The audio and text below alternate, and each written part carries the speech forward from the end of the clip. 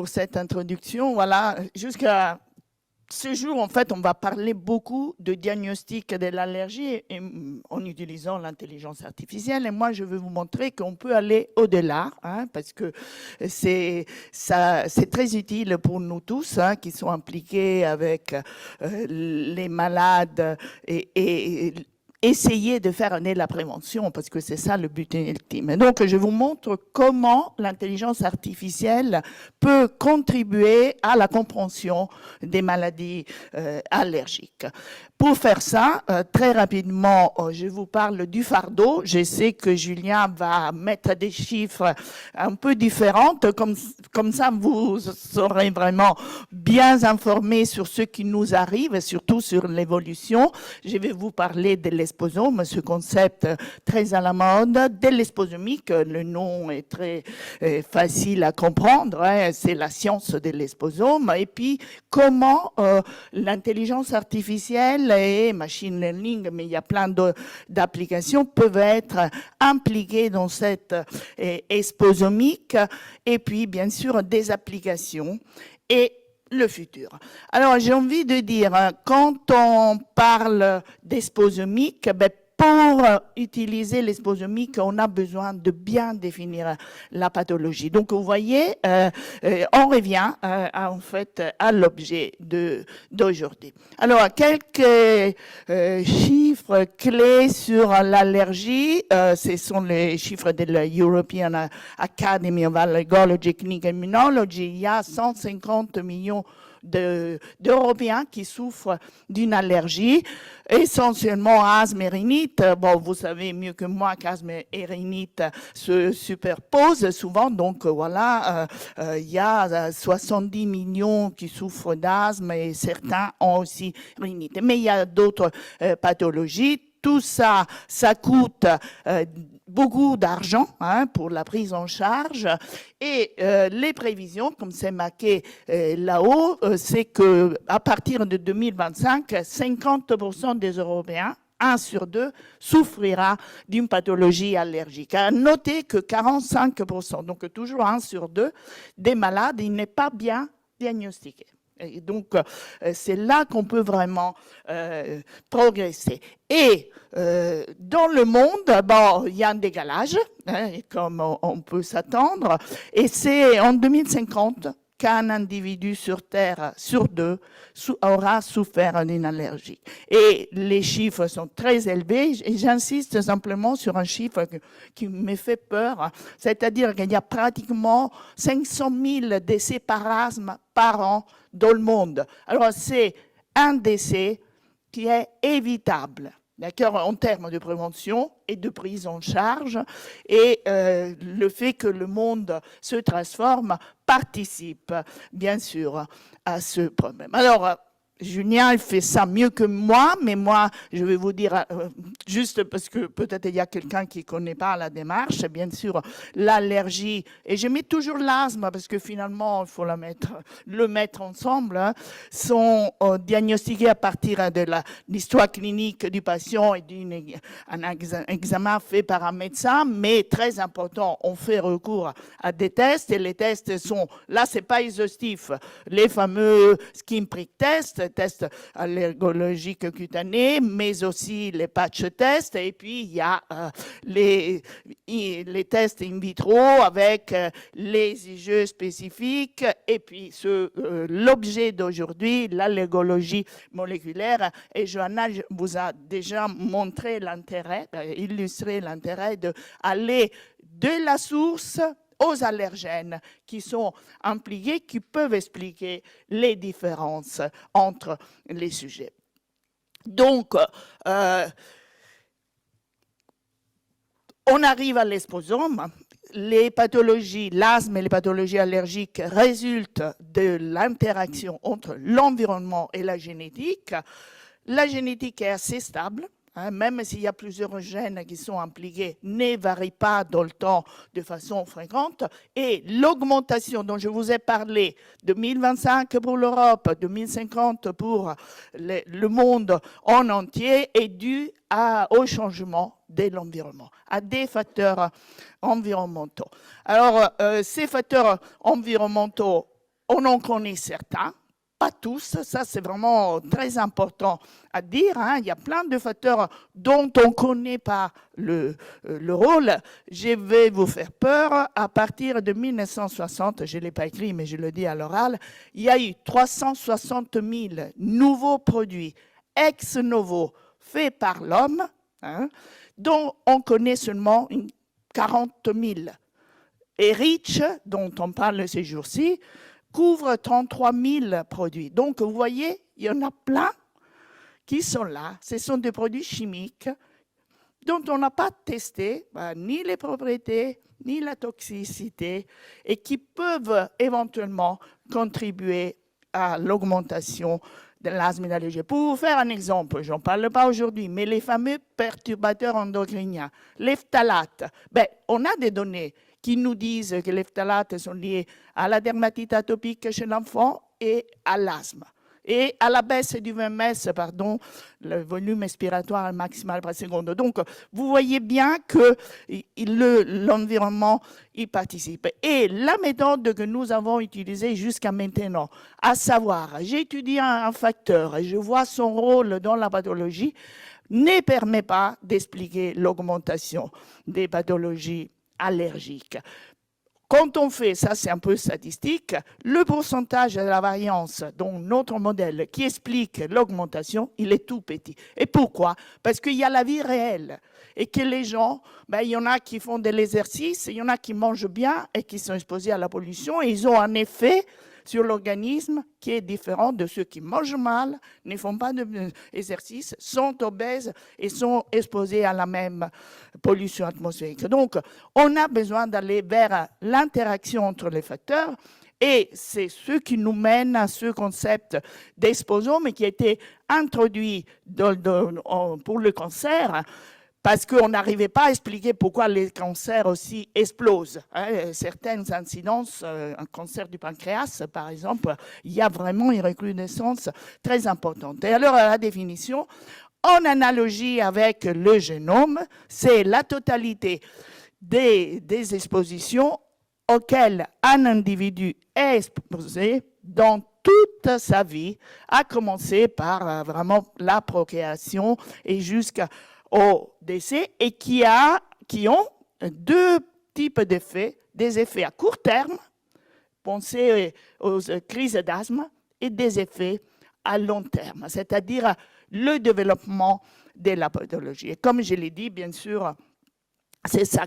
Alors, il y a 3 challenges dans l'exposome. Tout d'abord, identifier tous les facteurs de risque impliqués. Alors ça, nous l'avons publié en 2018 et vous fait un peu une liste de tous les facteurs qui sont impliqués à partir des connaissances littéraires dans l'asthme et dans l'allergie. Vous avez ce qu'on appelle l'exposome spécifique extérieur, c'est-à-dire ce sont les facteurs auxquels on est exposé, la pollution atmosphérique. Pour vous donner un exemple, par exemple, le tabagisme passif et l'asthme de l'enfant, de la mère pendant de l'enfant lorsque la mère fume, est un facteur de risque bien connu de l'asthme. À côté de ça, bien sûr, les allergènes, le régime alimentaire, les animaux, etc., etc., et la pollution atmosphérique. Il y a aussi l'environnement qui est moins individuel, qu'on appelle l'exposome extérieur non spécifique, parce que c'est le climat, ce sont les espaces verts, c'est la minéralisation de la ville où on vit. Et ces facteurs-là, soit ils interagissent avec le génome dans le cadre de ce qu'on appelle des interactions gène-environnement. L'individu, il a une susceptibilité génétique. Par exemple, il a les défenses contre certains antioxydants, pour vous faire un exemple, qui font défaillance. À ce moment-là, évidemment, il est à risque s'il rencontre certains facteurs. Mais très intéressant aussi, et il y a plein de données, ils peuvent agir sur l'épigénome. Donc, modifier les méthylations, et quand on modifie les méthylations, on allume ou on éteint les gènes. Et donc, on diminue où on augmente la production de certaines protéines. Tout ça, ça a un effet sur ce qu'on appelle l'exposome extérieur, à savoir les signaux de réponse de l'organisme aux agressions. Et on les mesure avec transcriptomique, métabolomique, adductomique et protéomique. Et puis le résultat, bien sûr, ce sont toutes les pathologies allergiques. Et vous voyez l'hétérogénéité de ces allergies, c'est la peau, c'est le poumon, c'est le nez, et ça complique bien sûr la chose. Alors, premier challenge, beaucoup de facteurs. Deuxième challenge, comment on les mesure? Et puis au cours de la vie, eh bien, il y a plusieurs technologies. Là, je vais vite, mais ça va des satellites pour la pollution, par exemple.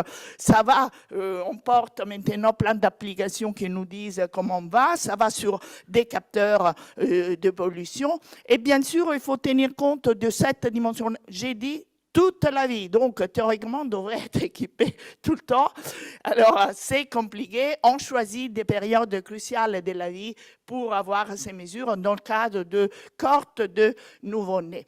Mais à suivre, donc c'est des données massives, et les données sont d'autant plus massives quand on considère toute la chaîne de l'exposome, parce qu'il faut aller des mesures de l'environnement avec les mesures des signaux antérieurs, les observations au niveau de l'individu et de la communauté. Bon, on fait des choses compliquées qui s'appellent des IWAS, c'est ça aussi. C'est plus facile avec l'intelligence artificielle. Donc, on y arrive à l'intelligence artificielle. C'est le développement de ces algorithmes qui permettent d'analyser des données massives. C'est très schématique, hein. Évidemment, je peux être critiqué et vous êtes les bienvenus pour le faire, qui permet de faire plein de choses. Vous avez la liste ici, l'apprentissage, le raisonnement, l'analyse des données, de mieux que l'homme, on peut dire, mais là je caricature un peu. Et dans le cadre de l'intelligence artificielle, on a des modèles, plusieurs, et pour l'instant, moi, ce que j'ai fait, c'est plutôt du machine learning, et je le fais pour trois choses. Puisque j'ai ces bases de données énormes, remplir les données manquantes, pour faire l'estimation du risque d'un événement en tenant compte de l'exposition ou des caractéristiques individuelles ou du phénotype du sujet. Et puis, c'est très utile aussi, en population générale, de faire du clustering, à savoir de trouver les gens qui se ressemblent. Alors voilà, donc, les trois phases, l'exposomique, hein, et je vous montre quelque chose. Ensuite, comment on l'applique. Et puis, vraiment, le but ultime, c'est faire ça marche plus? Si, précision et de la médecine personnalisée, ou le mot nouveau, c'est de la médecine préventative. Merci, c'est ça qui me manquait. Voilà, donc, missing data, classiquement, en statistique, il y a une méthode qui s'appelle l'imputation des données, et là, on gagne parce que l'approche de l'intelligence artificielle permet de tenir compte et de faire un apprentissage sur les interactions. Donc, c'est, en plus, évidemment, il faut faire des compromis parce qu'il y a une complexité, et ça peut être aussi un défaut et un problème pour interpréter les données. Ensuite, voilà ce dont je vais vous parler un petit peu, c'est qu'on peut, et c'est très utile, prédire l'environnement, hein, et les expositions. Et dans le cas de l'asthme et des allergies, voilà 4 expositions pour lesquelles on a utilisé l'intelligence artificielle: les pollens, la pollution de l'air, les feux de bois sauvages et l'asthme à l'orage. Et ça permet de faire de la prévention. Alors, je ne vais pas vous commenter tout ça, hein, parce que c'est pénible. La seule chose, on a envie de prédire les pollens parce que il y a moins d'experts qui lisent les recueils, en fait, les filtres avec les pollens. Donc, on a développé des systèmes automatiques et on a envie de savoir si ça marche bien. Et là, ce qu'on a vu, par exemple, ce système qui a utilisé, mais c'est toujours comme ça, une base de données pour l'apprentissage, une base pour la validation, ils sont arrivés à coefficient de corrélation 0,82, ce n'est pas mal du tout. Pour les feux sauvages, ça c'est vraiment lié à l'asthme de l'enfant et de l'adulte, hein, parce que la quantité de fumée est énorme. Là aussi, vous voyez, c'est presque parfait, trop beau pour y croire. Et après, je dirais quelles sont les limites. C'est à partir des données du Texas, on a une corrélation 18%, ça a l'air d'être parfait, sauf que le Texas, c'est un contexte très particulier. Bien sûr, il ne faut pas généraliser. Et puis, pour l'asthme à l'orage, vous savez, cet asthme qu'on a et que vraiment on peut prédire, parce que si on dit aux patients, vous ne sortez pas, parce que là, il y aura l'orage et on est en période de pollen. Et c'est pour ça que vous faites votre asthme. Là aussi, une bonne prédiction à 0,86%. Ça, ce sont trois exemples parmi d'autres. Mais ce qui est intéressant aussi, et je crois que je vais aborder ce point, c'est de prédire un événement de santé. Et là, c'est l'utilisation de l'intelligence artificielle pour créer un algorithme diagnostique dans le cas de l'asthme. Ce sont les collègues japonais qui avaient des adultes avec des problèmes respiratoires qui n'étaient pas très spécifiques, et en considérant des tests cliniques, je ne rentre pas dans le détail, eh bien, ils ont trouvé qu'ils pouvaient prédire si c'était un asthme à 85%, donc c'était satisfaisant. Alors j'arrive pratiquement à la fin. Évidemment, ce n'est bon, on vend bien notre thématique, mais il y a quand même des limitations à mentionner. Comme je l'ai dit, on a ces datasets, ces bases de données qui sont très limitées, hein, parfois même en termes démographiques. Donc, ce peuvent être à l'origine de biais. Nous avons besoin de données qui sont bien confirmées. Pour le moment, on n'arrive pas à expliquer les mécanismes, bien sûr. Mais si on passe dans ma diapo sur le paradigme, à droite, on a bien aussi des éléments qui peuvent permettre d'aller vers la compréhension des mécanismes.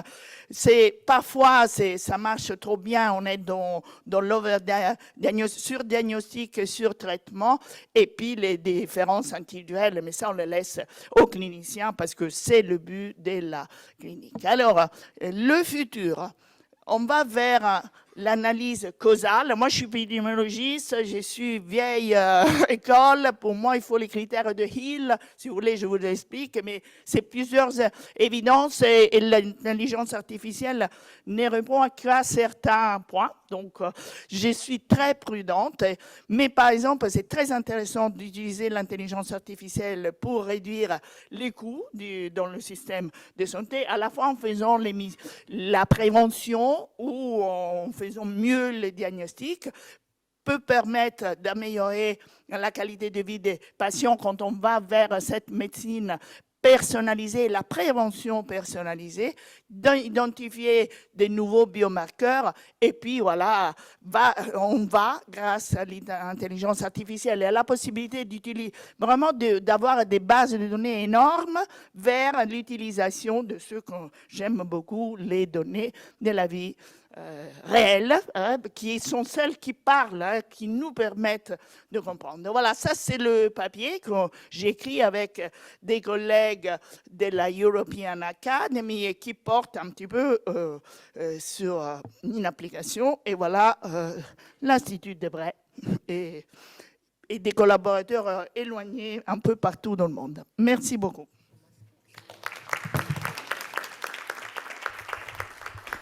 Merci beaucoup. On peut peut-être prendre quelques questions. Voilà, est-ce que dans la salle, on a des questions ?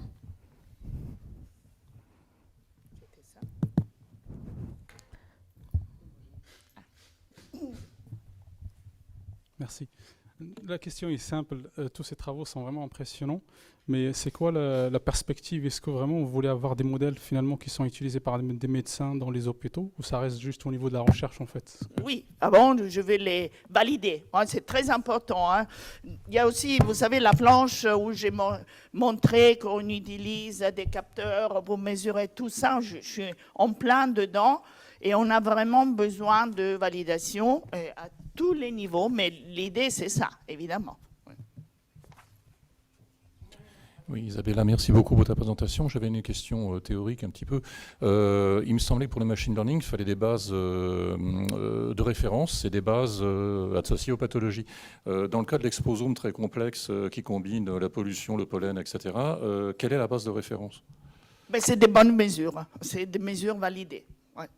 Non, je veux dire, quelle est la base de référence qui n'est pas associée justement à l'asthme, à la pathologie allergique et autres?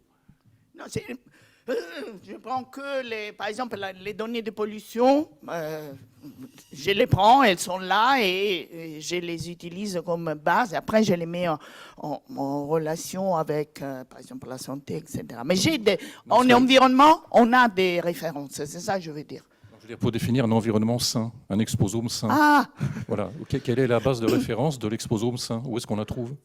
C'est une bonne question parce que si par exemple on pense à la pollution, il n'y a pas de non-exposé.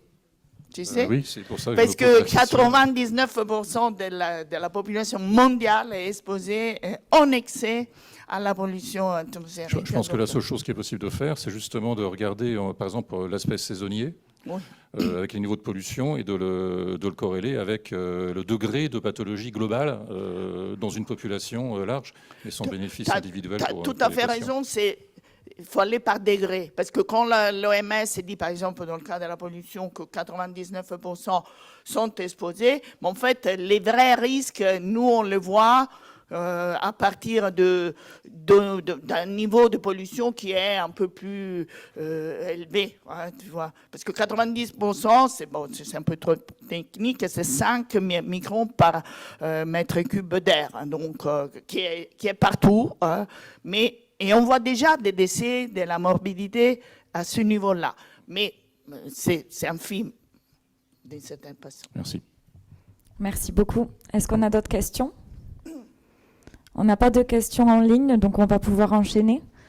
Donc, pour la présentation suivante, nous allons poursuivre avec professeur docteur, je ne sais plus, Jérémy Corriger, qui va nous parler des applications actuelles de l'intelligence artificielle et de l'apprentissage automatique dans le domaine de l'allergologie. Non, c'est pas la bonne. Ah, oui, d'accord. Merci. Alors oui, non, je ne suis pas professeur. Je ne suis pas PhD d'ailleurs non plus. Je suis master de recherche, mais c'est déjà pas mal. Et je ne suis pas non plus à l'université de Bourgogne-Franche-Comté, je suis en Lorraine. Mais bon, c'est pas grave. Mais merci. Merci pour cet honneur. Donc oui, moi je suis immunoclinicien et allergologue. Et actuellement, là, du coup, tout au long de l'année, là, j'ai travaillé en fait à l'INRIA à Nancy. Et sinon, effectivement, je suis chargé d'enseignement à l'université de Lorraine, mais pas du tout à l'université de Bourgogne-Franche-Comté. Alors. Donc je vais essayer de vous brosser en pas trop de temps et en essayant d'éviter de faire le plus possible juste un listing barbant. Mais de toute façon, je pense que l'objectif est d'être un peu superficiel par définition puisque l'auditoire est un peu varié et puis d'échanger après. Donc les applications de l'intelligence artificielle dans le domaine de l'allergologie actuellement et les perspectives. Alors bon, déjà, j'ai remis quelques slides un petit peu rapides de définition. Je ne vais pas vous barber avec ça, mais parce que ça a déjà été dit en plus dans les présentations précédentes. Mais en gros, le petit message à retenir, c'est que l'intelligence artificielle, effectivement, c'est un grand ensemble dans lequel on retrouve, donc l'apprentissage automatique ou machine learning, et dans lequel l'un des sous-ensembles est en fait le deep learning, qui correspond en fait à, c'est pas évident, qui correspond en fait à ce qu'on appelle l'apprentissage profond en français.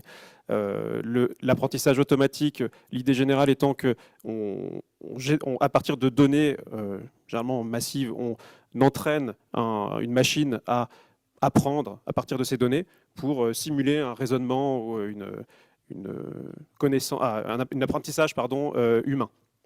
Le deep learning donc est un sous-ensemble, comme je disais, du machine learning, mais qui vise, lui, à être au plus proche, entre guillemets, de l'apprentissage cérébral humain par le fait qu'on utilise ce qu'on appelle des réseaux de neurones artificiels qui sont composés de différentes couches. Donc là, vous voyez un exemple de ce type d'algorithme de structure avec différentes couches d'apprentissage. C'est pour ça qu'on dit réseau profond, apprentissage profond.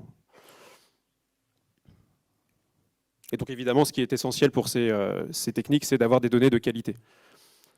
Alors en allergologie, quelles sont les applications possibles, actuelles et à venir, de l'intelligence artificielle? Donc on a tout ce qui est aide à la décision clinique, qui regroupe à la fois les diagnostics assistés par ordinateur, avec donc le diagnostic de maladies allergiques, la détection précoce de maladies allergiques, le profilage en fait des patients, avec les niveaux de risque, des phénotypes, endotypes plus précis. Et donc là, on s'appuie sur des modèles prédictifs et des techniques de classification. Tout ce qui va être aide à la décision thérapeutique, donc pour optimiser les protocoles thérapeutiques, pour aller vers une médecine de plus en plus adaptée aux patients, cette fameuse médecine personnalisée, et pour proposer des suivis justement plus optimisés, plus spécifiquement adaptés à chaque patient, à chaque profil de patient. Au-delà de ces aides à la décision clinique, on a donc les pratiques assistées par ordinateur, pratiques cliniques. En l'occurrence, en allergologie, la première application qu'on voit, c'est effectivement celle qui est d'aller proposer des aides aux outils, enfin des aides diagnostiques pour notamment tout ce qui est test cutané, donc lecture, vision par ordinateur pour faire de la lecture de tests cutanés, en particulier prick test. On a aussi toutes les applications possibles des larges modèles de langage, dont on parle beaucoup là depuis un an avec l'apparition, le développement, on va dire, en population générale des usages des chatbots boostés à l'IA. Donc là, en l'occurrence, nous, en allergologie, c'est au même titre que n'importe quelle spécialité médicale, finalement, ça va être les applications de renseigner, documenter, aider à documenter les dossiers médicaux, les renseignements cliniques, à faire de l'aide à la dictée numérique, de l'aide à la construction de comptes rendus, d'accéder à l'information plus rapidement, en faisant du parsing de données et en filtrant les données, d'aider à la gestion des plannings, bon, c'est passionnant, mais c'est le quotidien, et finalement aussi d'avoir des applications, pas uniquement pour les médecins, mais potentiellement pour les patients, avec justement ces applications de chatbot qui peuvent avoir des applications directement pour les patients, pour tout ce qui est notamment éducation thérapeutique et suivi des patients. Et après, il y a tout le pan donc, plus orienté recherche. Donc, sur cet aspect-là, donc c'est un peu, moi j'ai mis dans le même panier recherche et développement, hein, mais après c'est discutable, hein, c'est moi qui l'ai segmenté comme ça. Donc vous avez tout ce qui est application donc pour l'industrie avec l'identification de molécules candidates, avec tout ce qui va être screening, études pharmacologiques, repositionnement de molécules pour des nouvelles indications. Le développement de nouveaux biomarqueurs dont on a parlé juste avant, avec la découverte de nouveaux endotypes et les approches multi-omiques. Et finalement, tout ce qui va être aide à la médiation scientifique, donc pour ce qui est production de contenu, de communication, d'articles scientifiques, avec là encore l'aide à l'écriture, à la traduction d'articles et à la création de contenus scientifiques pour les communications. Alors, je vais reprendre rapidement, hein, je vais pas, voilà, et puis j'ai essayé d'illustrer un petit peu plus. Donc, pour ce qui est aspect diagnostic, donc l'idée étant d'essayer d'aller plus vite, d'être plus précoce dans le diagnostic, d'être plus efficace et de développer des techniques qui sont moins risquées, moins pénalisantes pour les patients. Puisqu'en allergologie, on a aussi une habitude qui est d'essayer de documenté avec le gold standard, notamment en allergie alimentaire, qui est ce qu'on appelle le test de provocation orale. Et le test de provocation orale, ça reste quelque chose d'assez quand même lourd finalement pour un patient, puisqu'on provoque une réaction allergique, et donc bon, sous contrôle clinique évidemment, mais à l'hôpital, mais ça reste quelque chose d'assez lourd pour un patient. Donc c'est vrai que l'objectif finalement de ces nouvelles techniques qu'on peut développer, ça peut être aussi simplement de diminuer la prise de risque pour le patient et d'essayer de rendre la chose un petit peu plus tolérable finalement pour le diagnostic positif et le suivi du patient. Donc alors là, on applique finalement un peu tout le panel, tout le spectre de ce qu'on a vu avant, avec le traitement du langage automatique pour extraire des données cliniques des dossiers, pour pouvoir identifier précocement des patients qui sont possiblement, qui souffrent possiblement d'une maladie allergique. Donc ça peut être quelque chose d'intéressant à faire, et c'est d'ailleurs fait. Alors je vous ai mis à chaque fois si vous voulez, parce que là c'est un peu comme je disais malgré tout listing, mais vous avez les références si vous voulez à chaque fois aller voir les références pertinentes qui sont en bas dans les slides, donc n'hésitez pas après s'il y a un sujet qui vous intéresse plus. Vous allez avoir aussi, donc, comme je disais, de la vision assistée par ordinateur. Donc là pour le coup, pour la détection de maladies allergiques, ça va être par exemple pour le diagnostic de l'eczéma ou de la dermatite atopique, le fait de reconnaître en fait des lésions cutanées de façon aussi performante, voire plus performante qu'un clinicien humain, et de le faire effectivement plus rapidement. On a donc également des techniques d'analyse d'image qui peuvent être appliquées à de l'imagerie, notamment pour l'asthme, et en particulier plutôt pour les différentiels de l'asthme, pour pouvoir éviter de diagnostiquer à tort une maladie asthmatique quand en fait c'est une bronchite chronique obstructive. Bon, c'est un exemple parmi d'autres. On va avoir des techniques donc, de traitement du signal audio qui permettent de détecter précocement des sons respiratoires dans l'asthme. Alors là, en l'occurrence, c'est des sons, des sifflements, pour essayer d'identifier si le sifflement entendu, capté, est évocateur d'une maladie asthmatique ou pas. Donc ça, c'est plutôt technique de classification.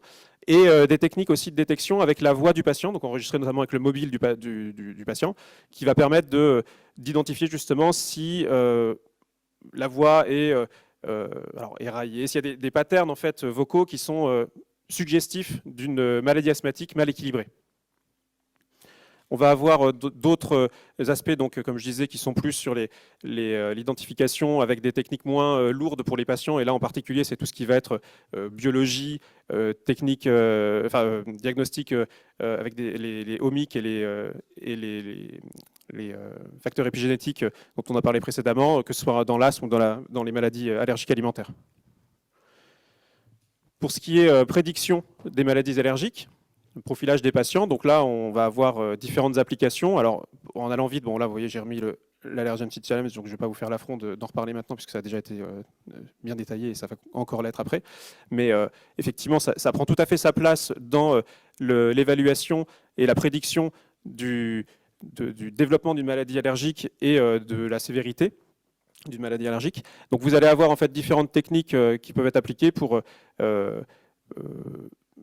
voir si finalement un patient, à partir de ses données cliniques ou non cliniques, va être plus à risque de développer une maladie allergique ou alors d'avoir une maladie allergique persistante. En l'occurrence, c'est surtout on a pas mal d'études qui sont faites dans l'asthme de l'enfant, à ce niveau-là, pour la persistance de l'asthme à partir de données précoces, microbiotiques, cliniques, pour voir si en fait ces enfants vont... on essaie de prédire s'ils vont avoir un asthme qui va persister à un âge plus avancé. De même, on va avoir des techniques de prédiction, des modèles prédictifs qui vont permettre de prédire la sévérité de la maladie allergique, avec notamment le risque d'exacerbation dans l'asthme et le risque d'hospitalisation dans les maladies asthmatiques, là encore. Alors moi, je fais juste un petit aparté sur la dernière, là, que je trouve intéressante. C'est une étude où en fait ils ont regardé à partir de données d'un inhalateur sur un inhalateur de secours électronique avec des capteurs intégrés, si en fonction de différents paramètres d'usage, alors que vous voyez là, donc c'est un peu petit, je vais vous lire si vous voulez. Donc c'est le pic inspiratoire en fait à l'utilisation de l'inhalateur, le volume inhalé, la durée d'inhalation, et des facteurs cliniques et démographiques. Donc à partir de ces données-là, de prédire en fait si le patient, dans les 5 jours, allait faire ou non une exacerbation asthmatique. Pour les aides à la décision thérapeutique, l'application de l'intelligence artificielle à l'allergologie va être, comme je disais, assez encore polyvalente dans les possibilités. Alors en particulier, moi ce que je vous mettais en avant, c'est donc surtout tout ce qui est suivi des patients avec des systèmes d'alerte et d'aide à la décision précoce, en particulier donc avec, comme je disais tout à l'heure, la possibilité d'utiliser des chatbots qui peuvent être utiles pour mettre en évidence des risques contextuels en fonction du profil du patient, par exemple en regardant à quel pollen il est allergique, en prenant en compte la période pollinique, les seuils actuels de concentration pollinique dans la période dans laquelle le patient est, et donc les symptômes, et qui peuvent permettre aussi en fait, finalement d'être de bons outils d'éducation thérapeutique, bien sûr qui ne remplacent pas l'humain, en tout cas aujourd'hui, mais qui peuvent être quelque chose qui peut permettre d'orienter justement le patient en amont de sa consultation. En traitement du signal audio, donc là, de la même manière que ce qu'on avait en diagnostic, on a la possibilité d'analyser, notamment avec les données mobiles, le son ambiant pour chercher identifier des sons de tout qui vont être utilisés pour prédire en fait le contrôle ou le mauvais contrôle en l'occurrence d'une maladie asthmatique.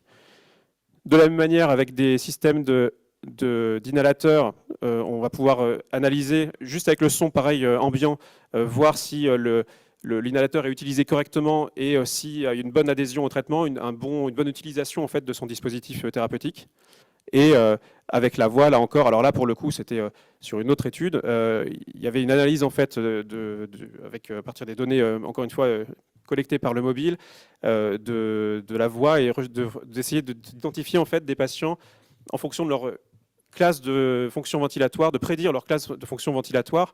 Donc là on parle vraiment d'épreuves fonctionnelles en fait, finalement, à partir juste de données vocales. Donc c'est particulièrement intéressant quand même aussi à creuser, même si c'est encore une fois juste des systèmes d'alerte. On ne peut pas évidemment parfaitement prédire pour tous les patients une fonction ventilatoire précise à partir de juste données vocales. Mais comme système d'alerte, c'était assez performant. Alors, en autre application, vous allez avoir effectivement donc, des données mobiles plus larges, qu'elles soient cliniques ou non cliniques, donc rentrées par le patient de façon régulière, en l'occurrence pour les données cliniques, et non cliniques, ça peut être des données effectivement d'usage d'une application qui peuvent être utiles pour, en fonction de l'utilisation de son application mobile, de lancer des alertes auprès de praticiens. Et vous allez avoir l'intégration en fait de ces données collectées avec le contexte du patient, renseigné pour le patient, qui permettent d'orienter finalement la suite de prise en charge pour le patient. Donc finalement, est-ce que le futur de la prise en charge des maladies allergiques, et en l'occurrence de la télémédecine en allergologie, et de la télémédecine en général, c'est un mix probablement de ces techniques d'intelligence artificielle appliquées finalement à de l'Internet des objets et des données collectées mobiles. Alors pour les tests cutanés, vous allez avoir donc différentes techniques. Là, je vous présente juste une qui est à partir d'imagerie 3D qui permettent d'analyser, d'interpréter des tests cutanés à partir de traitement d'images, de vision par ordinateur. Et donc avec des résultats qui sont intéressants, je n'irai pas jusqu'à dire parfaits dans cette étude, mais finalement, donc je montre surtout la diapo après, voilà à quoi ça ressemble sur des modèles qui sont en fait déjà commercialisés, mais finalement, effectivement, avec des résultats qui sont certes pas parfaits, puisqu'on a quand même une perte de 10%, en termes il y a une variabilité pardon, de 10%, de 1 mm pardon, et un coefficient de variation qui est un petit peu en dessous de 10%, donc c'est effectivement pas parfait, mais c'est quand même très intéressant pour la plupart des usages thérapeutiques, des usages diagnostiques. Et donc là, vous voyez qu'il y a donc des appareils qui sont déjà commercialisés dans ce contexte-là, avec enfin là, vous voyez le process, mais dans les deux cas, c'est de l'imagerie 3D pour ces deux-là, avec donc deux capteurs qui permettent de reproduire l'image en 3D et un projecteur lumineux, et avec donc dans ces deux dispositifs-là, une forme d'arche. Alors ça, c'est appliqué pour du prick test. Ça peut tout à fait... Probablement, ça peut s'appliquer aussi sur du patch test, mais je n'ai pas vu d'études, en tout cas moi, dans ce que j'ai retrouvé, qui parlait effectivement d'analyse de patch test par cette technique-là avec ces outils-là. Et il y a donc d'autres techniques que l'imagerie 3D, notamment tout ce qui est thermométrie, qui peut permettre sans doute d'aller plus loin, et notamment pour d'autres techniques de diagnostic en test cutané qu'on utilise, qui sont les intradermoréactions, puisque là, ça permet d'analyser même le flux sanguin, en fait, et en l'occurrence, donc la libération de certains médiateurs libérés au moment des tests cutanés quand il y a une réaction allergique.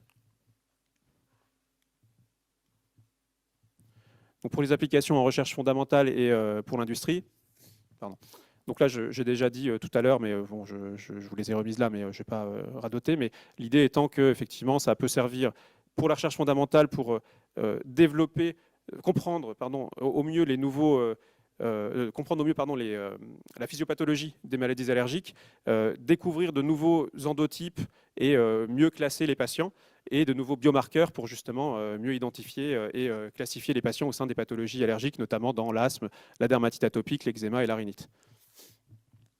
Et pour l'industrie, donc c'est, comme je disais tout à l'heure, les différentes possibilités offertes pour identifier des molécules candidates et repositionner des traitements existants sur de nouvelles indications. Pour l'industrie, ça peut être aussi potentiellement la réponse finalement et la résistance à des traitements biologiques, à des biomédicaments.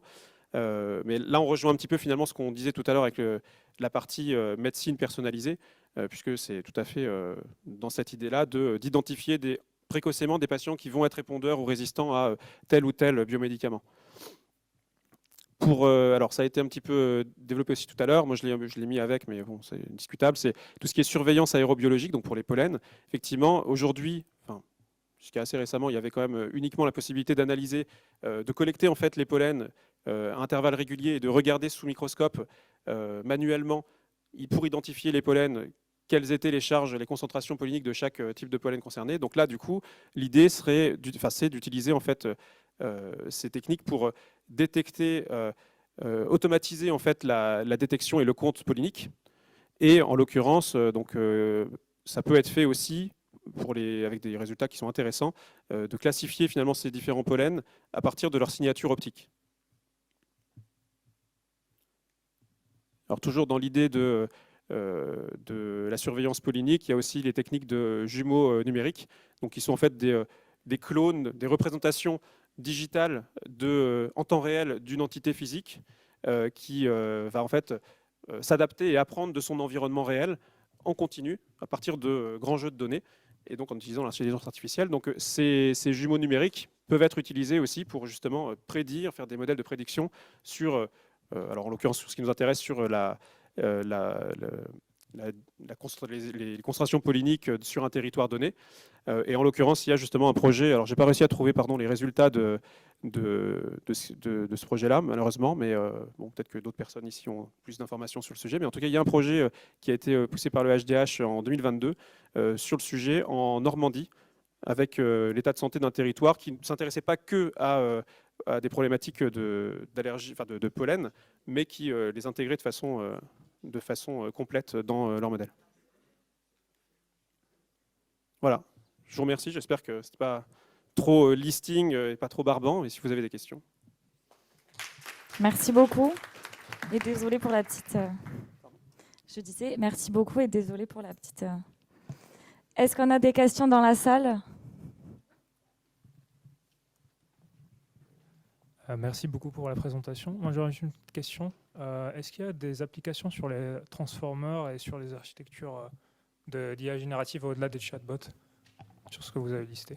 J'ai pas vu, en tout cas, je me suis mangé pas mal de littérature là, sur les dernières semaines, j'ai pas vu d'application de ce type-là. On est en train de chercher là-dessus ou J'ai pas trouvé, non. Okay. Après, ça veut pas dire qu'il n'y a pas des gens qui cherchent dessus, mais en tout cas, en publié, j'ai pas trouvé, non. Ouais. Okay. Même sur les chatbots, finalement, il n'y a pas, spécifiquement en allergologie, en tout cas, il n'y a pas énormément de choses publiées. Il y a des choses qui sont faites, il y a des applications de chatbots où il y a de l'intégration justement des pathologies allergiques. Il y a quelques petits papiers publiés, notamment il y a celui que j'avais cité là pour l'asthme, qui est Cabot, je crois. Alors, je ne sais plus où c'est là. Cabot pour les conseils personnalisés. Donc là, il y a quand même, c'est pareil, c'est dans les références, mais il y a effectivement quelques petites choses, mais je n'ai pas vu par contre par rapport aux Transformers. Parce qu'il me semble que j'ai vu qu'il y a des sociétés qui faisaient de l'exploration d'architecture moléculaire pour générer de nouveaux médicaments, par exemple. Oui, ça c'est effectivement des choses qui se font déjà. Ouais. Ça, je l'ai vu plus, moi, alors, parce que j'ai loupé la publi, mais je l'ai vu plus sur des problématiques cancéro et maladies dysimmunitaires, immunologie, enfin auto-immunes et pas en allergo. Mais bon, oui, effectivement, c'est des choses qui se font. Ouais. Merci beaucoup. Merci.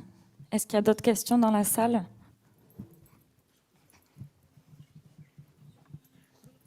Oui, pardon, j'ai pas bien entendu la question. C'était la question, est-ce qu'il y a de l'application pour la prédiction de l'allergénicité, c'est ça, la structure des molécules? Non, la question c'était plus sur toutes les applications qu'on nous a présentées. Est-ce qu'il y a des applications sur les nouvelles architectures transformers, sur l'IA générative, au-delà des chatbots? Voilà, c'est pas ce que j'avais compris. Par contre, je voulais juste rajouter sur les systèmes de lecture automatique des tests cutanés. Donc ça, c'est très bien. Ça coûte 19 200 $ pour le système de lecture infrarouge à 1400 nanomètres et l'autre 13 500 €, si je me rappelle bien. Ouais, 15 000 la deuxième. Moi, 15 000 €. Ouais. Voilà. Bon. Et ça semble marcher. Mais bon, j'ai pas voulu faire de publicité ni pour l'un ni pour l'autre, mais bon, effectivement. Non, apparemment, c'est intéressant pour lire les tests cutanés sans ambiguïté sur les peaux pigmentées. Ouais. Donc ça pourrait être très intéressant dans la plus grande partie du monde. Oui, c'est ça. Oui. Après, moi, je serais quand même curieux de voir, comme je disais, sur des applications autres que les prick tests, parce qu'en réalité, on pourrait tout à fait l'appliquer sur des lectures de patch aussi, par exemple. Hein. Donc, Merci beaucoup. Est-ce qu'il y a d'autres questions dans la salle? Très bien. Merci beaucoup. Donc, nous allons à présent accueillir Dr Julien Goré et Nama Bach pour une présentation de l'Allergen Chip Challenge et notamment autour de la création d'une base de données française pour le diagnostic des allergies assistées par l'IA sur la base des attributs sémantiques et la technologie multiplexage des allergènes.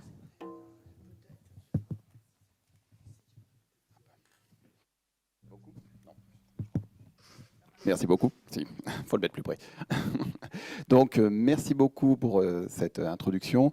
Donc, je suis très content de vous présenter donc l'histoire du challenge et de l'Allergen Chip Challenge aujourd'hui, mais également de la méthodologie. Et puis également très honoré d'avoir pu participer à l'ensemble de ce projet avec vous tous ici et avec l'ensemble de l'équipe qui a initié justement ce projet. Donc, aujourd'hui, justement, on va voir comment a été généré ce projet et comment est-ce qu'on a pu créer justement cette base de données nationale de façon à obtenir ensuite une interprétation par un algorithme fondé sur le machine learning et l'intelligence artificielle pour dépister les maladies allergiques, en l'occurrence, et les diagnostiquer en utilisant à la fois des données cliniques et des données de puces à allergènes. Alors, le but aujourd'hui de cette présentation, c'est encore une fois, puisque c'est ce qui m'intéresse moi en tant qu'immunologiste, c'est de repartir de la base, donc évidemment de la physiopathologie, pour relier finalement cette physiopathe à la question scientifique que l'on a voulu développer et ensuite aller jusqu'à la génération d'un algorithme prédictif justement des diagnostics. Alors, avant tout, ce qu'il faut comprendre, et ça Isabella nous l'a bien parlé, c'est que finalement, l'avenir va être un monde d'allergies. C'est-à-dire que finalement, aujourd'hui, c'est un problème de santé publique qui concerne tout le monde. On a eu une première vague finalement de maladies allergiques il y a plus de 50 ans maintenant, avec notamment l'asthme et justement le rhume des foins. Mais aujourd'hui, on est confronté à une nouvelle apparition de maladies allergiques, qui sont les maladies justement liées à l'alimentation, avec notamment des phénomènes qui vont aller jusqu'à des chocs anaphylactiques. Aujourd'hui, on va considérer que plus de la moitié de la population sera atteinte en 2050. Et rien qu'aujourd'hui, les pathologies allergiques sont classées au 4e rang des maladies chroniques après le cancer, le sida et les maladies cardiovasculaires. Donc ça va nous concerner tous. Et ça, c'est lié notamment aux modifications environnementales, aux modifications des habitudes de vie et notamment à la perte de biodiversité. En France, aujourd'hui, 30% de la population est bien touchée et on est passé de 2 à 3% dans les années 70. Ici, à 30% actuellement et donc à 50% en 2050. Et ce qui pose problème au milieu de tout ça, c'est également finalement le délai diagnostique, puisqu'on considère qu'actuellement, un patient doit attendre 7 ans avant de bénéficier finalement d'un diagnostic adapté. Donc on a besoin finalement d'outils qui permettent de faire ce diagnostic. Alors, pourquoi est-ce que l'on devient allergique? C'est aussi important de le comprendre et on verra pourquoi, justement, dans le cas de notre challenge. On devient allergique puisqu'on a une dérégulation de son système immunitaire. Et cette dérégulation, elle vient lorsqu'on est exposé à des allergènes, ça peut être finalement des pollens ou des aliments, qui vont activer le système immunitaire, et notamment des lymphocytes B, qui vont se mettre à produire des immunoglobulines, que sont les IgE spécifiques. Ces IgE vont se fixer à la surface de cellules effectrices, que sont les cellules mastocytaires et basophiles. Ça intervient lors d'une première exposition et on va leur parler de sensibilisation. Et lors d'une seconde exposition, finalement, ces IgE à la surface des cellules vont pouvoir à nouveau capter l'allergène et vont alors libérer de l'histamine et de la tryptase qui vont être responsables en fait de l'apparition de l'ensemble des syndromes et des symptômes qui vont aller finalement de la simple urinite et qui peuvent aller jusqu'au choc anaphylactique. En pratique, comment se fait le diagnostic? Le diagnostic, il se fait après une évaluation clinique. Tout d'abord, on passe par l'examen clinique, on évalue ensuite l'histoire de l'individu, on vérifie, comme nous l'a dit Isabella, bien sûr, l'exposome, et après avoir effectué finalement l'ensemble de ces analyses, on va pouvoir passer à des tests. Soit on réalise les tests cutanés dans un premier temps pour évaluer cette sensibilisation que l'on fait directement chez le patient, c'est ce qu'on vous a expliqué précédemment, et on peut faire dans nos laboratoires la recherche directe d'IgE spécifiques. Alors cette recherche directe d'IgE spécifiques, elle se fait de manière manuelle automatisée, on dispose d'un grand nombre d'outils aujourd'hui qui sont disponibles dans nos laboratoires et qui vont permettre cette recherche d'IgE. Et cette recherche IgE, elle va se faire de façon graduelle. On va parler d'une approche qui est plutôt top-down, de la clinique vers les composants moléculaires de nos allergènes. Et on va aller ainsi vérifier finalement quels sont les éléments qui sont bien responsables de cette production d'IgE et donc des manifestations cliniques. On parle aujourd'hui de diagnostic, justement, révélé par les composants, de Component Result Diagnostic, qui va permettre justement de donner plusieurs informations. En effet, après un premier examen clinique, on peut rechercher des IgE dirigés par un mélange d'allergènes dans une méthode de screening et de dépistage. Et si celui-ci est positif, on peut ensuite aller rechercher des IgE dirigés contre les extraits. Et si cet extrait est positif, on peut ensuite aller chercher les composants ou allergènes moléculaires, qui sont des allergènes purifiés ou des recombinants.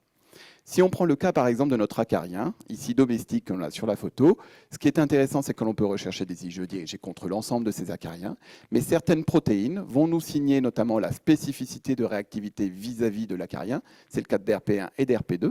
On a également des IgE qui vont nous signer des réactions croisées. C'est le cas de DRP10, de la et la tropomyosine qui est également retrouvée dans la crevette. Et c'est le cas également aussi de DRP23 qui lui va nous établir un facteur de risque, notamment de faire de l'asthme sévère. Donc aller jusqu'au composant va nous donner l'ensemble de ces informations et avoir toutes ces informations va pouvoir avancer justement vers une médecine plus personnalisée, un diagnostic plus affiné. Alors, ces allergènes moléculaires, ils sont très présents sur ces puces à allergènes, ces fameuses allergen chip array. En fait, ces allergen chip array, ils sont intéressants puisqu'ils vont avoir sur une surface solide une multitude d'allergènes contre lesquels on va pouvoir rechercher nos IgE ici. Et l'on va venir justement rechercher ces IgE par une deuxième immunoglobuline qui est marquée. On dispose aujourd'hui de 2 puces, la puce Isaac chez Thermo Fisher, qui est composée de 112 allergènes moléculaires et qui va nécessiter un échantillon de 30 microlitres de sérum. Et on a également l'Allergen Explorer ou Allergy Explorer de chez Macro-Array Diagnostic, qui lui est composé de 183 allergènes moléculaires et de 117 extraits et qui permet cette détection sur 100 microlitres de sang. Alors, évidemment, une fois qu'on a obtenu l'ensemble des résultats tels que vous l'observez ici sous forme d'image, ces résultats vont être transcrits sous forme de tableau et on doit donc avoir pour le biologiste à interpréter l'ensemble des données. C'est-à-dire que finalement, ces données vont être converties ici en données tabulaires, converties surtout en kilo-unités d'anticorps par litre, et qui vont me permettre d'obtenir des valeurs. Ces valeurs n'ont un intérêt qu'à partir du moment où elles sont corrélées à la clinique du patient, telle que vous pouvez l'avoir là. Et donc, tout le travail du biologiste va être justement d'associer et de corréler ces données cliniques aux données biologiques obtenues ici. Ce qui fait que finalement, ces puces à allergènes vont présenter des limites et vont présenter finalement des difficultés d'interprétation. C'est-à-dire que la force de ces puces, qui consiste à détecter des tonnes de données concernant ces IgE spécifiques vis-à-vis des allergènes, va devenir difficile à interpréter puisqu'elle va dépasser les capacités justement du médecin biologiste ou du pharmacien biologiste pour cette interprétation. Elle va nécessiter en plus de bien connaître les cibles présentes sur les puces, également d'un point de vue de la biochimie, mais aussi par rapport à leur allergénicité. Évidemment, il va falloir distinguer à l'intérieur de l'ensemble de ces résultats quels sont les résultats qui sont pertinents d'un point de vue clinique, quels sont les résultats positifs et négatifs que l'on va pouvoir interpréter. Et ensuite, ces données aujourd'hui, évidemment, passent par plusieurs niveaux, et ce qui fait qu'elles restent compartimentées. En effet, ça passe au travers de discussions multiples, ici, entre finalement le patient et le clinicien et le médecin biologiste, et le pharmacien biologiste aussi, et évidemment entre le patient et le biologiste. Ce qui fait que derrière, on a un ensemble de discussions qui ne permettent pas d'avoir cette interprétation exhaustive. Donc du coup, le but de cet Allergen Chip Challenge était d'avancer vers cette médecine personnalisée et d'avancer également sur cette interprétation exhaustive. Et donc de produire à partir de ces données de puces un algorithme à la fois de diagnostic des allergies, mais aussi finalement de prédiction de la sévérité, puisque c'est ce qui nous intéresse et c'est la question que nous posent les cliniciens en pratique. Et c'est pourquoi finalement, Johann David et Pascal Desmolly ont répondu à l'appel à projet du F-Data Hub pour développer justement ce Data Challenge.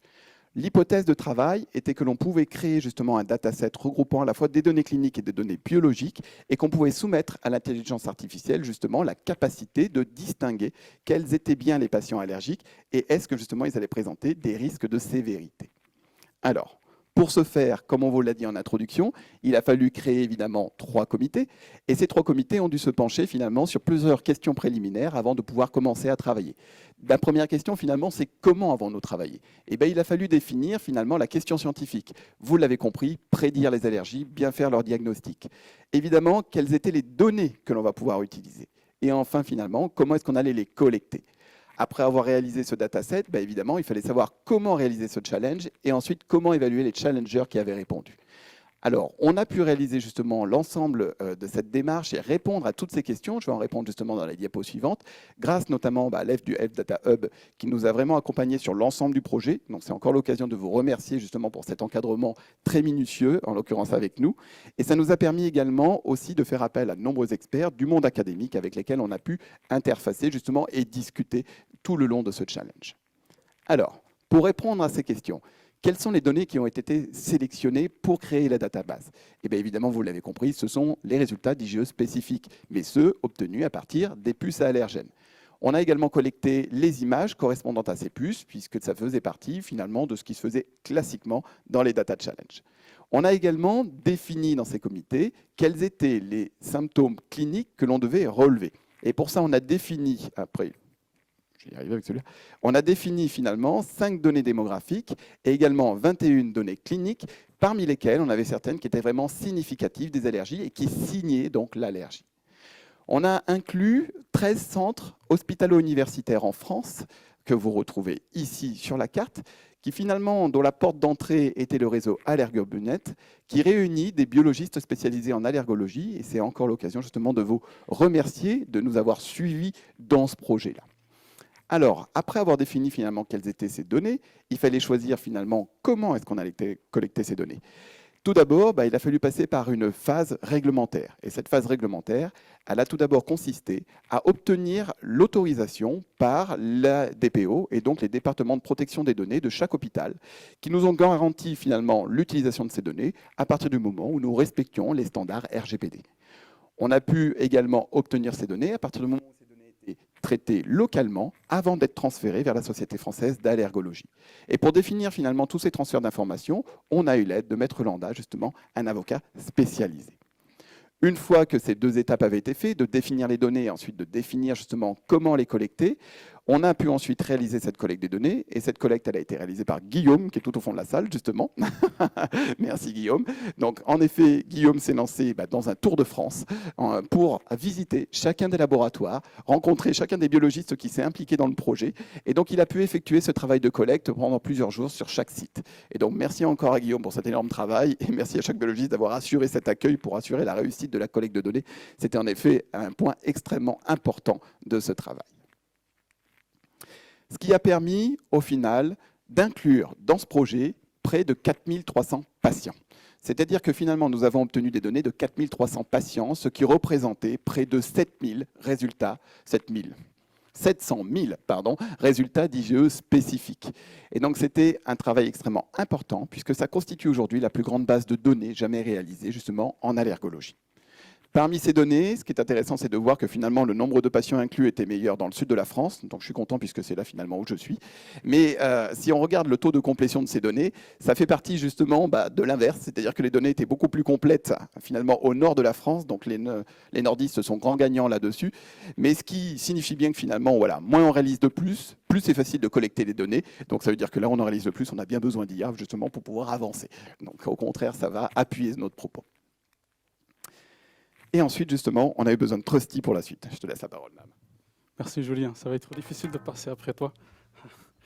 Je m'appelle Namabak, je suis l'un des associés cofondateurs de Trusty.io. Donc nous, notre contribution, il est très limitée à fournir l'outil qui permet de créer ces algorithmes. On n'est pas des docteurs, on n'est pas des médecins, nous on fournit une plateforme, on est des techniciens de la data, compris mon associé Mohamed qui est là. Donc je vais vous expliquer en 4 slides comment le challenge s'est déroulé, comment le travail a été réalisé avec la SFA, et ensuite, qu'est-ce qu'on fait par la suite. Donc en fait, le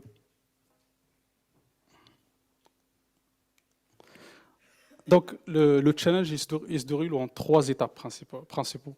La première étape, en fait, qui a duré 6 mois, donc à peu près 20 semaines, elle est principalement axée sur la préparation de la donnée. la préparation de la donnée, la définition du challenge, quelle colonne on va garder dans la donnée, quelle est la métrique d'évaluation, et ensuite comment on va charger la donnée sur la plateforme Trusty.io sans qu'on l'expose nécessairement publiquement. Donc tout ce travail-là, c'est le travail qui représente 70% du challenge. Le challenge en lui-même, c'est que 3 mois, donc c'est les 3 mois suivants. Et le challenge, du coup, il se déroule avec une communauté de plusieurs milliers de data scientists qui sont issus principalement du monde académique. C'est des startups, c'est des PME, c'est des laboratoires de recherche en France, à l'étranger. On a eu des challengers du Japon, de l'Inde, on a eu des challengers en France, en Afrique, aux États-Unis. Donc il y avait vraiment pas mal de data scientists de partout au monde. Qu'est-ce qu'ils font? Ils écrivent des codes. Ils écrivent des codes, c'est des codes en Python en fait, qui sont des modèles qui permettent à répondre à la problématique que Julien vient de décrire. Et ils le font directement sur la plateforme. Ça veut dire la capacité de calcul qu'ils utilisent pour créer les modèles, il est fourni directement par la plateforme. La dernière étape, c'est l'évaluation. Une fois qu'il y a le code, une fois qu'il y a les algorithmes, nous, on ne fournit pas ça directement. On regarde le code, s'il est lisible, s'il n'y a pas de fraude, il n'y a pas de plagiat, il n'y a pas de copie, et on s'assure que tout est en conforme avant d'aller sur l'étape suivante qui est la remise du prix. Donc ces 3 étapes, vous le voyez, c'est à peu près 1 an de travail, mais l'étape principale, c'est vraiment la première étape de 6 mois que Guillaume, Julien et avec notre data scientist ont réalisé. Le travail entre la SFA et Trusty, si je vous donne un peu plus de détails, dans la première étape, c'était principalement un data scientist de chez Trusty, donc Mohamed qui a été assigné au projet, donc il travaillait main en main avec Guillaume derrière pour comprendre d'abord la problématique, parce qu'encore, nous on ne vient pas du monde, de la santé, on est des techniciens de la data, donc on essaie de comprendre la donnée, on essaie de challenger aussi les suppositions des médecins, des praticiens.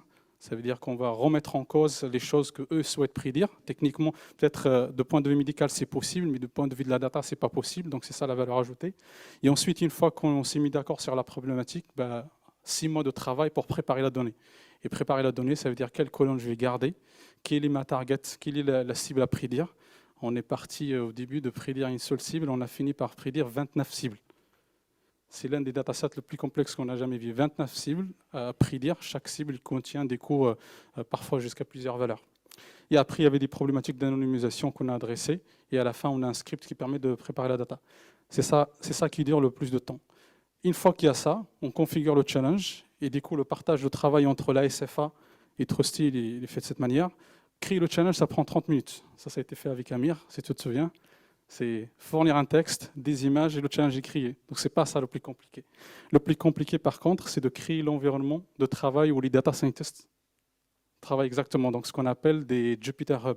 Donc ce sont des outils open source qui permettent de fournir un environnement de développement entièrement managé. Il n'y a rien à installer. Toutes les librairies de machine learning sont déjà dedans. Pour les gens qui connaissent, donc Scikit-learn, XGBoost et d'autres comme TensorFlow, tout ça, ils sont déjà préinstallés. Donc le data scientist, il vient, il crée des codes. Il ne passe pas de temps à surconfigurer quoi que ce soit. Donc c'est ça qu'on fait. Deuxième challenge, c'est l'un des exigences que la SFA nous a mis, c'est que je souhaiterais partager la donnée avec la communauté qui vient de partout au monde, mais je ne souhaiterais pas qu'elle télécharge la donnée. Et ça, c'est compliqué à faire. Mais on a réussi à le faire quand même dans ce cadre de challenge. Ça veut dire que les data scientists ont réussi à entraîner leur modèle sur la plateforme sans jamais pouvoir télécharger la donnée. Et techniquement, il y a tout un tas de choses derrière qui limitent le téléchargement de la donnée, compris des outils de sécurité qui analysent le trafic et qui limitent ça. Donc c'est ça qui a été fait. Le challenge, une fois qu'il est lancé, il n'y a plus rien à faire. On prend le café, on regarde. Bon, Guillaume, on t'a sollicité de temps en temps quand il y a des questions techniques d'ordre médical, mais c'est principalement répondre aux questions qui sont sur le forum. Mais après, le travail, il est fait par les challengers pendant les 3 mois. Et à la fin des 3 mois, à ce moment-là, il y a 2 choses qui ont été faites. La vérification des notebooks par Trusty. On vérifie encore, il n'y a pas de fraude, il n'y a pas de plagiat, le code est lisible. Et ensuite, il y a une évaluation subjective qui a été faite par la SFA, qui est plutôt une évaluation d'ordre médical. Et à la fin, il y a une notation qui a été faite. Donc ça vous donne une idée sur comment le challenge s'est déroulé concrètement. Les résultats pour les plus intéressés, ils sont publics. Donc on a créé un GitHub où vous allez trouver le code source, la documentation et les modèles des gagnants, les 3 meilleurs. C'est open source, c'est sous licence MIT, ça veut dire c'est téléchargeable, vous pouvez l'utiliser. Et en fait, ce qu'on encourage, c'est principalement de contribuer. Ça veut dire que vous pouvez contribuer à améliorer ces algorithmes. L'accès à la dataset, il y a un email qui est en bas. Quand vous envoyez un mail, c'est Julien ou Joanna qui va le recevoir, mais voilà, vous pouvez faire la demande d'accès aussi au dataset pour vraiment entraîner vos propres modèles. Qu'est-ce qu'on fait par la suite? Donc la collaboration ne s'arrête pas là. Donc qu'est-ce qu'on est en train de faire? Comment je peux revenir sur ceci? OK. Quand le modèle est développé, c'est une chose. Mais prendre le modèle et le déployer en production pour qu'il soit utilisé par des médecins, ça c'est autre chose. Okay, et c'est ce qu'on a fait. Donc on a pris le modèle du meilleur des challenges, donc il y en a 3 qui ont gagné, on va le voir dans les prochains slides. Donc on a pris le premier, on a regardé son code, on l'a préparé pour qu'il soit déployable, ça veut dire qu'on ne peut pas prendre un modèle et aller le balancer en prod comme ça. Ça prend beaucoup de temps, c'est plusieurs semaines de travail d'un data scientist de chez nous qui regarde le modèle, qui adapte le code pour qu'il soit déployable. On a mis un environnement d'exécution, si vous voulez, pour de modèles. Et en fait, plus vous mettez de la ressource, plus le modèle il va vous répondre vite. Donc vous ne voulez pas un modèle qui va vous répondre au bout de plusieurs jours. Ça ne serait pas concret. Donc là, on a mis tout cet environnement. Et maintenant, le modèle il est en production. Et ça permet aux équipes de la SFA, à l'Ergo Bionet, d'y accéder et directement en fait, l'utiliser. Comment on l'utilise? On met un nouveau CSV avec la data et on sortit, la plateforme va vous sortir en fait les prédictions. Ça veut dire on rend le modèle vraiment vivant. Ce n'est plus juste un code source ou une documentation, c'est un modèle qui est exécutable, qui pourra être utilisé partout si vous voulez dans le monde. Donc ça, on en est à cette étape-là aujourd'hui. Et pour info, aujourd'hui, en termes de performance, quand on exécute le meilleur modèle, on a une réponse à peu près en moins de 2 minutes pour répondre à la problématique qui est prédire si l'allergie est présente ou pas, la sévérité et puis l'origine. Donc il y a 29 labels à prédire et on le fait aujourd'hui en moins de 2 minutes. Merci à vous. On continue, il y a la suite. C'est juste pour conclure, ça va faire le lien avec la suite. En effet, comme l'a dit Nahama, derrière on a analysé les résultats. La note, évidemment, comprenait pour 80% le F-score tel que ça a été présenté pour l'ensemble des challengers. Mais dans les facteurs subjectifs, évidemment, il y avait la capacité d'apprentissage, l'utilisation de seuils spécifiques pour les IGE et notamment l'optimisation des données. Alors, à partir de là, évidemment, on va dire les avantages et les inconvénients étaient les mêmes et étaient complètement partagés par les différents algorithmes. Tout d'abord, c'est vrai que finalement, ils échouaient à identifier des patients comme non allergiques avec plutôt une prédiction à l'excès des patients allergiques. Et finalement, il n'y avait pas de pénalité pour cette prédiction en excès. Néanmoins, ces algorithmes présentaient de bonnes performances, notamment pour les allergies respiratoires, mais moins pour les allergies alimentaires. Au final, vous l'avez retenu, et c'est ce que vous attendez pour la suite de la présentation, c'est qu'on a nos 3 gagnants, donc qui sont affichés là, et on a la chance aujourd'hui d'avoir Mickaël Salonka qui est présent en fait dans la salle. Nous avons Rakesh Jarapula et Nigia qui sont normalement en ligne, et donc finalement, derrière, vous aurez leur présentation de la façon dont ils ont abordé justement ce challenge, et ils pourront vous expliquer justement les modèles mathématiques qu'ils auront déployés. Et c'est ça qui va être intéressant, on aura justement leur retour d'expérience sur ce challenge. Et donc pour conclure, c'est là qu'arrive la fin. En l'occurrence, donc on a eu la chance de créer la première banque de données nationale en ce qui concerne justement le domaine de l'allergologie, et ce à partir des données de puces à allergènes, ce qui a permis de créer finalement donc une méthodologie pour établir cette base de données.